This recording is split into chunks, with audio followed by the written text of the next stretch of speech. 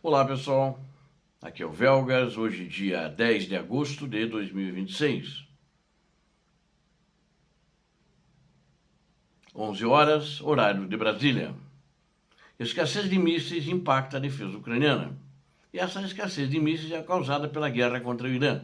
Esgota o arsenal dos Estados Unidos da América, que fica de mãos amarradas, não tem como atender. E vamos ver também outra atitude que o governo tomou. Acho que demonstra uma certa fraqueza o governo americano, né? Que os Estados Unidos da América desmantelam o comando logístico no Indo-Pacífico. E justamente para mandar a frota que estava lá, mandou para a região do Golfo Pérsico, ali, o Oriente Médio.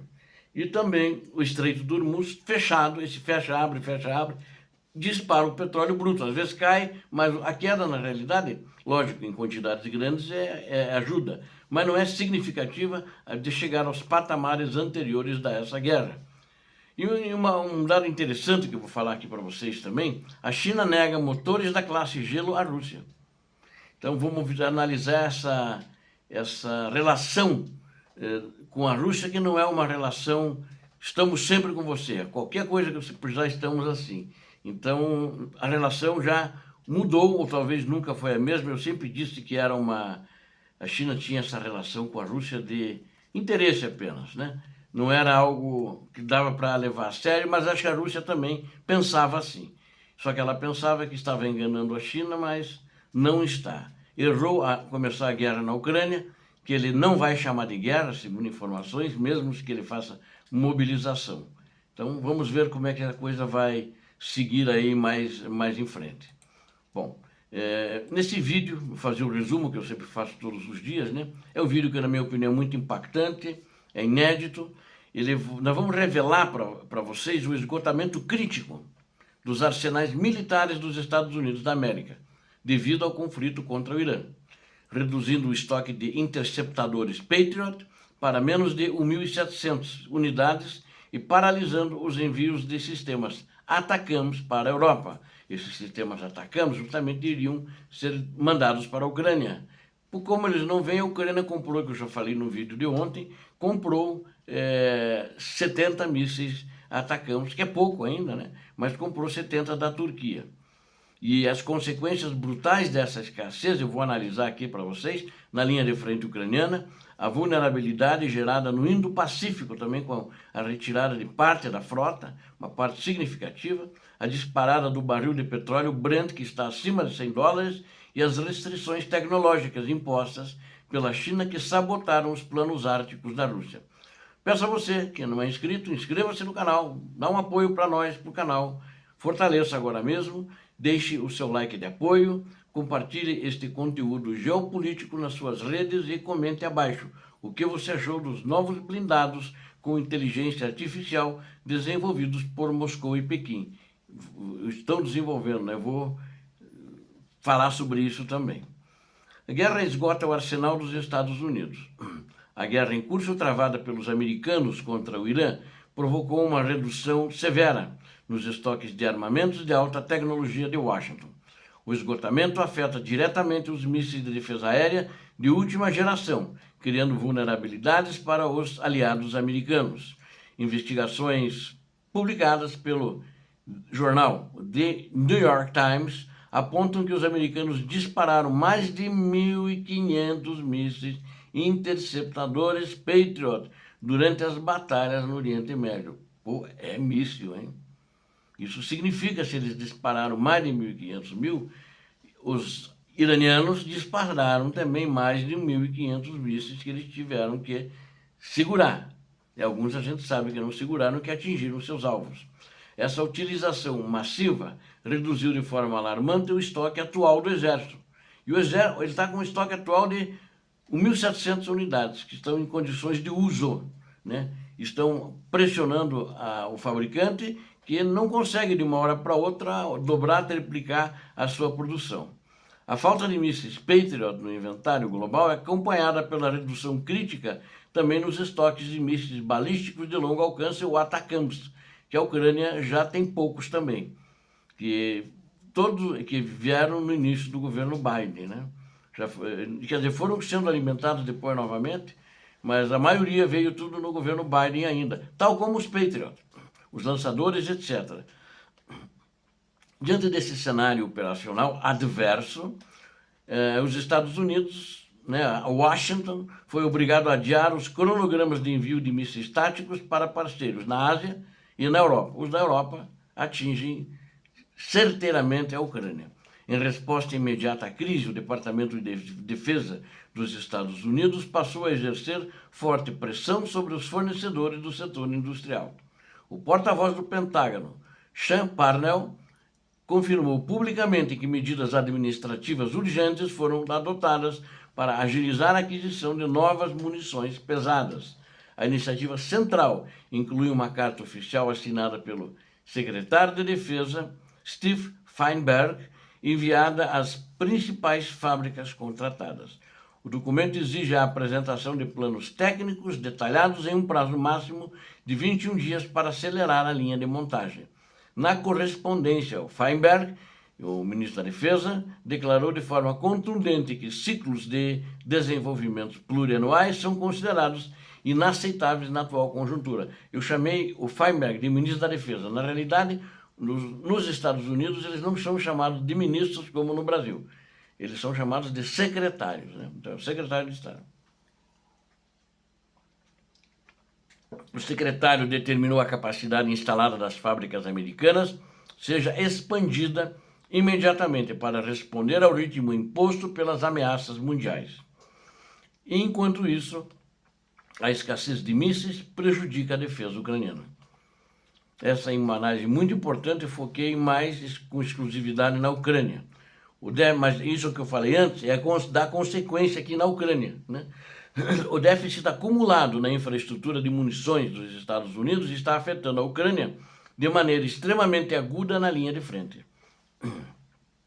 Analistas militares alertam que a Rússia segue intensificando sua própria produção doméstica de mísseis balísticos e de cruzeiros na forma contínua. Em contrapartida, os parceiros ocidentais não estão conseguindo fabricar sistemas de interceptação aérea em volume suficiente para anular o perigo. O esgotamento dos mísseis Atacams em solo americano limita severamente o arsenal estratégico disponível para apoiar as operações em Kiev. Especialistas apontam que uma guerra prolongada no Oriente Médio drena os recursos do Ocidente e favorece diretamente os planos da Rússia. E eu diria também da China também, mas daí a China é um outro capítulo, né? Estamos falando aqui da Ucrânia. Então isso favorece a Rússia, sem dúvida nenhuma. Satélites espiões russos monitoram diariamente a diminuição das reservas nos depósitos americanos, instalados ao redor do mundo. Os Estados Unidos desmantelam o comando logístico no Indo-Pacífico.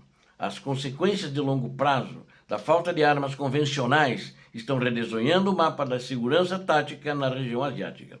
Para sustentar o ritmo dos bombardeios no Oriente Médio, o Pentágono realizou o desmonte parcial das estruturas no Comando Indo-Pacífico. Os recursos críticos e centenas de mísseis interceptadores modernos foram retirados da Coreia do Sul e enviados às pressas para as bases americanas.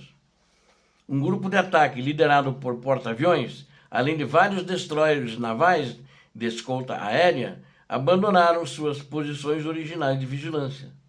Uma parcela significativa de mísseis de cruzeiro do tipo Tomahawk foi redirecionada para a frota que atua no teatro de operações iraniano. O jornal The New York Times estima que as posições aliadas na Coreia do Sul estão desprotegidas contra eventuais investidas vindas do norte. Se veja que confusão essa guerra no Irã criou. Não criou uma confusão apenas na Ucrânia. Acho que se fosse só a guerra na Ucrânia, não tem guerra hoje no Pacífico, né? Naquela região da Indo-Ásia, na região da China ali, né? Mas pode ser um convite para, por exemplo, o Kim Jong-un, da Coreia do Norte. Embora que ele está muito envolvido e mandando pesadamente mísseis para o ditador da Rússia. A perda de recursos de reconhecimento tático gerou temores em Washington de que Seul e Tóquio comecem a desconfiar do guarda-chuva militar americano. Com certeza, quem vai confiar num aliado assim, né? Essa instabilidade regional pode pressionar as nações asiáticas a iniciarem seus próprios programas secretos para o desenvolvimento de armas nucleares. Aliás, o Japão já falou que tem interesse e que vai desenvolver. Enquanto isso, os governos europeus buscam fornecedores alternativos no mercado global para suprir a falta de equipamentos militares provocada pela retenção americana. E no Estreito de Hormuz fechado, dispara o petróleo bruto. As interrupções nas rotas navais globais de energia geraram um cenário altamente favorável para a comercialização do petróleo bruto de origem russa. O presidente americano Donald Trump declarou em 8 de julho que a breve trégua com o Irã estava oficialmente encerrada. O reinício imediato dos combates fez com que as forças iranianas bloqueassem novamente o Estreito de Hormuz por tempo indeterminado. O Estreito de Hormuz funciona como a principal artéria de trânsito para o abastecimento de combustíveis do planeta. A insegurança gerada no mercado de commodities elevou o preço internacional do petróleo Brent para patamares acima de $100 por barril. Refinarias privadas situadas na China iniciaram uma corrida para fechar contratos com fornecedores alternativos livres do risco de bombardeio. Em setembro, os operadores chineses arremataram a maior parte do carregamento de petróleo russo do tipo ESPO Blend no porto de Kozmino. Especialistas de mercado confirmaram que o óleo extraído pela Rússia passou a ser visto como uma opção de transporte muito mais barata. A alta demanda russa na Índia reduziu os descontos tradicionais do SPO para uma faixa entre $1 a $3 apenas em relação ao Brent. Mesmo com margens de desconto menores, as refinarias chinesas mantiveram negociações para garantir o recebimento do óleo bruto russo. E a China, ela nega motores de classe Gelo. Vamos ver agora como é que está essa relação Rússia-China. Apesar do aumento na compra de combustíveis, a cooperação econômica entre Pequim e Moscou encontra algumas barreiras, no meu ver, e elas são muito rígidas nas sanções internacionais. No final de julho, o governo da China recusou formalmente o fornecimento de sistemas de propulsão e direção de alta tecnologia para a Rússia. Os componentes eletrônicos eram destinados aos navios de grande porte e navios cargueiros da classe Gelo, projetados pelos engenheiros russos. A ausência desses motores específicos e pesados sabota diretamente o plano de expansão da chamada Rota Marítima do Norte no Ártico. A liderança chinesa condicionou o envio desses componentes industriais ao alívio prévio das sanções econômicas impostas pelo bloco ocidental. Sem alternativas tecnológicas nacionais e privados de equipamentos europeus, os russos não conseguirão atingir as metas estipuladas para 2030.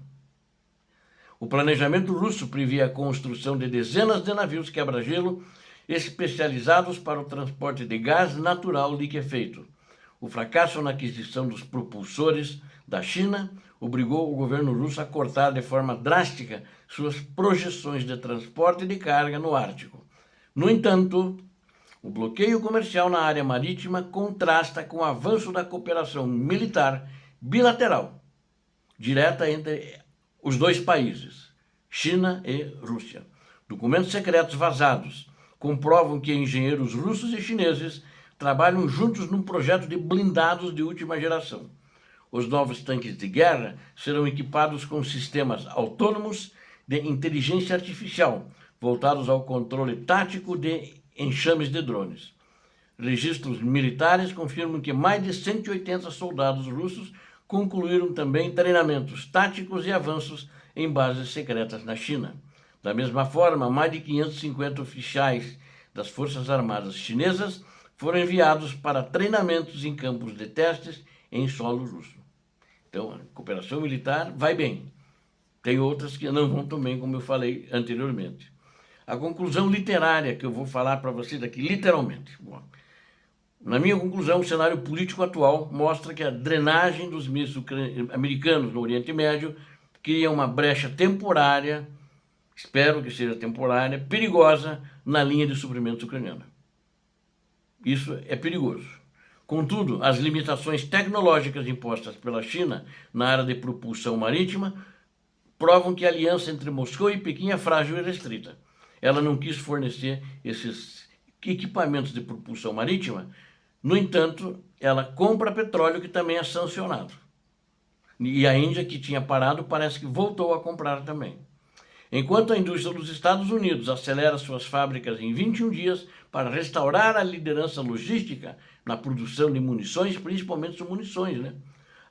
E também os lançadores de mísseis e tal. A Ucrânia continua demonstrando resiliência tática para conter o avanço russo, isso é muito essencial, até o reabastecimento total dos estoques ocidentais. Agora, o que eu acho é o seguinte, houve uma fraqueza dos Estados Unidos em ir para uma guerra, achava que resolveria, que nem o Trump sempre falava, em 4 e 5 semanas e já vai meses. E provavelmente não vai terminar esse ano. O Trump quer. Ele está sendo muito prejudicado pelas pesquisas de opinião nos Estados Unidos e principalmente que tem eleições em novembro agora. E pode prejudicá-lo, todo o Partido Republicano, nas eleições, daqui a 2 anos, de alguns meses, nas eleições americanas para presidente da República. Porque ele disse que a guerra seria rápida. Como Putin disse, 3 dias vamos tomar Kiev, na Ucrânia, e em 1 mês tomamos toda a Ucrânia. A guerra na Ucrânia já dura 4 anos e meio. Obrigado a vocês que assistiram esse vídeo, conto com vocês. Inscrevam-se no canal, deem um like, compartilhem com suas redes sociais e façam seus comentários. Eu peço a Deus que abençoe a todos vocês, que abençoe a Ucrânia e abençoe o Brasil. Paz e bem, paz para toda a humanidade. Muito obrigado pela audiência.